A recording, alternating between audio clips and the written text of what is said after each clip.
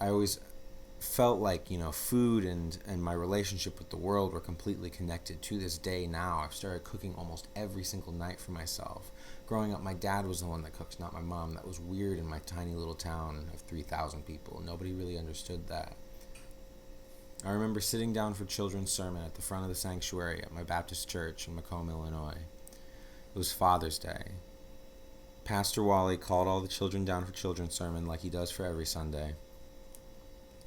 And we all sat on the floor right in the front there, and he got down on the step on the dais, and he talked to us. He said, "Now kids, in this box here, I have an array of items that might represent your father.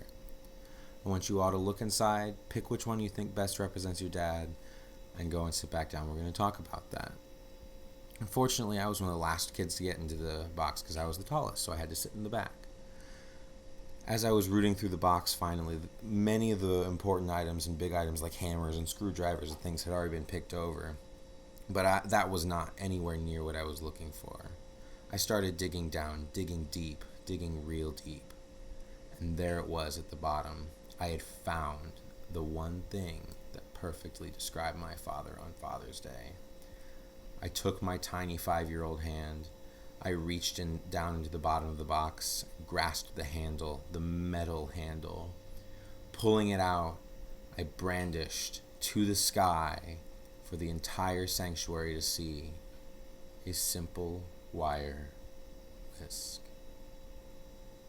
The church erupted. Everybody was screaming with laughter, howling. They could not believe what they were seeing. This was so adorable to them. Red in the face, I quickly rushed back to my spot and sat down. I didn't say another word for his children's sermon. Why were they all laughing at me? I couldn't understand. Afterwards, churchgoers went up to my father and asked him, "Could you believe that? Were you embarrassed?"